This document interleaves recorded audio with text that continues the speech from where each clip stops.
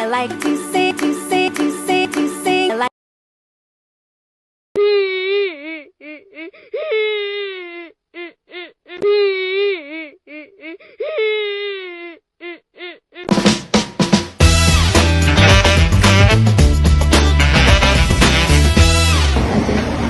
Hello everyone, welcome to podcast 12 episode. Today we're gonna share a very special experience. I'm as the host Ridhan Maulana Utama and my guest, which is Reynna, Sekar, Maritza and Tiyola. Hello guys! Alright, without further ado, let's get to the podcast. Alright, so what makes you decide to volunteer in Antarctica from the very first place? We've but always been passionate about wildlife conservation. When we saw how much climate change was affecting the penguins population, I knew I could just work from home. Exactly. We felt like we had to go and help directly rather than just reading about it in the news. Actually, it's gonna take a lot of courage to go to where the problem is happening, right? Yeah. So what was going through your mind when you first stepped onto the ice? The size of the white landscape is so massive that it makes you feel tiny.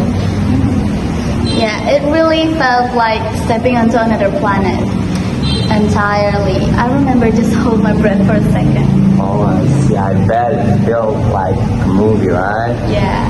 And what's one thing about penguins that completely surprised you? Honestly, their smell.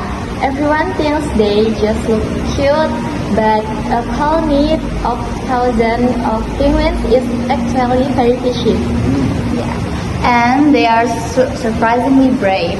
They aren't afraid of humans at all. They walk right up to your boobs. Oh, I think that's really good, okay? Can you describe a typical day working with the penguins? We usually woke up at 5 a.m., hike to the colony, and spend hours counting nests. Wow. We also had to maintain the research equipment in the freezing wine. Wow, 5 a.m. in that cold? Yeah. You guys much tougher than I thought. Did you ever have a funny or unexpected interaction with the penguins? Definitely the 3-day blizzard that kept us trapped inside our small cabin. The isolation and the sound of the wine were very instant. I see. It's gonna test your friendship actually. So, did you ever have a funny or unexpected things like interaction with the penguins? Yes, when a daily penguin was very curious and kept trying to tell our camera gear.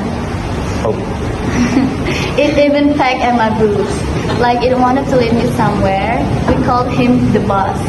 well, thought he really was in charge for the research stations. How did living in such an extreme condition environment affect you physically and mentally? Physically, we become much stronger from the daily hiking in heavy gear. And mentally, it taught us extreme patience. You learn to slow down because you simply cannot control the weather out there. Oh, I see. I guess we all should use that Antarctica patience in our busy lives. Yeah.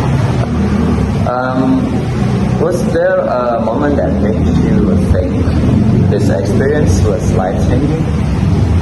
The first time a chick heads right in front of us, saying that tiny life being in such a cold, harsh place changed my whole perspective on resilience. Actually, that sounds like a beautiful and emotional moment. So, did this trip change the way you see nature or climate change? Absolutely.